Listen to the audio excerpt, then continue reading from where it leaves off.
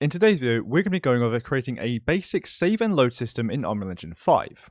So I'm playing the game and you can see my health is decreasing and I've moved my position to over here. If I press my button to save and then I close the game and I go back in, you can see we're now in this position again with my health all the way down there once again. If I were to move somewhere else and lower my health even further, we can see the same thing. If I leave and go back in, we're now over here with our health even lower once again. So this is incredibly easy and basic to set up.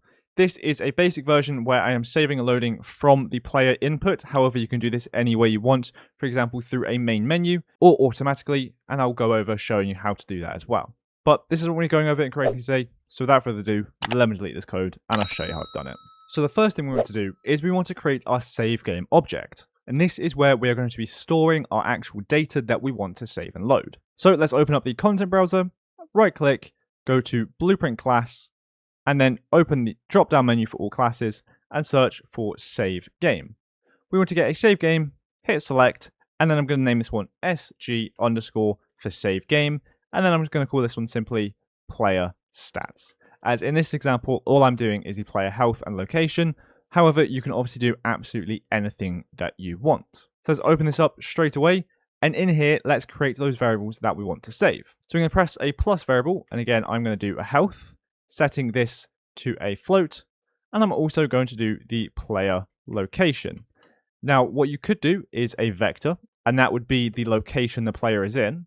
However, what I'm going to do is a transform, as that is the location and the rotation that the player is in. So that way it also has whatever direction they are facing. So we'll compile and save that. And again, do anything that you want in here. In this example for the tutorial, I'm just doing these two. But again, you can do anything that you want. If it can be stored as a variable, it can be saved. So once you've done this, you then want to open up the blueprint in which you want to actually run the saving and loading code. Now, for me, what I'm doing this in is the player blueprint, just so I can do this on a simple key press for the purpose of this video. However, you could do this on a button press in a widget, or when you interact with a blueprint in your level, anything along those lines. You do the exact same code that I'm about to do, you just do it in a different blueprint and on a different input. So I'm going to open up my character blueprint. So it's third person blueprints, BP third person character. And I'm going to find some empty space, right click and get a custom event, naming this save game. Out of this, I'm then going to get a does save game exist. I'm going to right click my slot name and promote that to a variable, naming that slot name or save slot or whatever makes the most sense for you. We'll compile that and we're going to set the default value of this to whatever we want this game save slot to be called.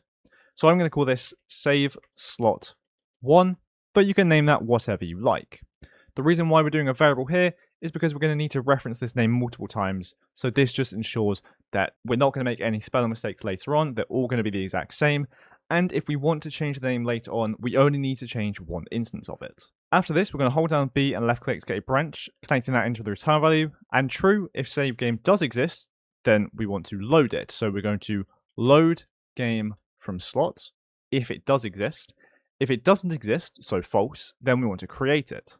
So we're going to create save game object. Now the reason why we want to load the save, if we're actually saving, not loading the game, is because we need to load it to make sure that we're adding onto what is already saved. So the slot name for this is going to be our variable slot name, and then the save game class is going to be our save game blueprint we created of SG player stats. Then off of the top load game from slot, we're going to right click the return value and promote this to a variable, naming this save game object. And we're also going to make sure that we set this off of create save game object as well, with the return value being save game object like so.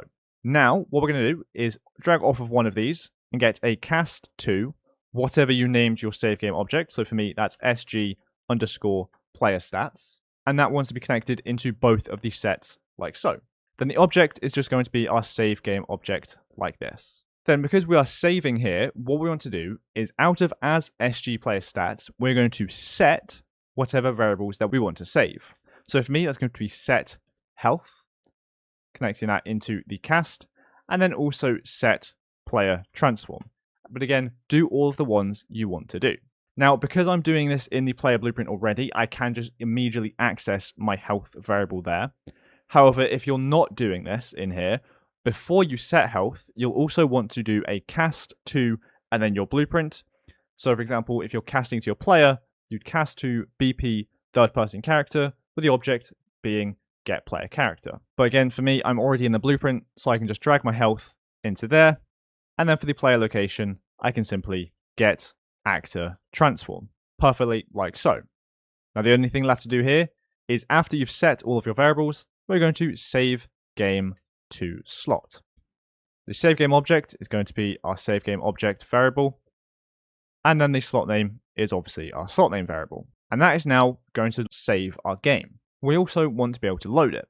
So let's then right click underneath this, get another custom event, naming this load game. And again, do this in this blueprint if you want, or do this on event begin play of your level, or do it in your main menu when you load it up, wherever makes more sense for you. So for me, load game is then going to go into a does save game exist, the slot name being our slot name once again, and then hold down B left click to get a branch. So this is going to be very similar to what we did before. If this is true, we're going to load game from slot, with the slot name being our slot name.